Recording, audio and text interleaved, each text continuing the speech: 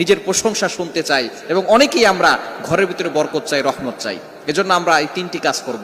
Number 1, 1 number হচ্ছে আপনি যখনই রান্নাঘরে প্রবেশ করবেন তখন আপনি সালাম দিবেন।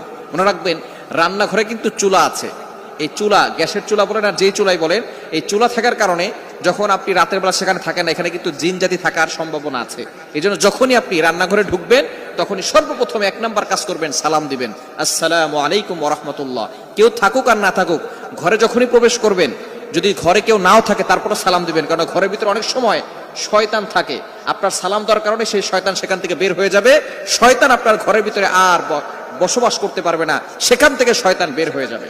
আল্লাহ পাক রব্বুল আলামিন নিজে বলে দিয়েছেন, কোরআন খুলেন, আল্লাহ পাক রব্বুল আলামিন বলছেন 18 নম্বর পারা 17 নম্বর পৃষ্ঠার 13, 14, 15 নম্বর লাইন, সূরাতুন নূরের 61, 61 নম্বর আয়াতে রব্বুল আলামিন বলেন, ফাইদা দাখালতুম বুয়ুতান ফাসাল্লিমু আলা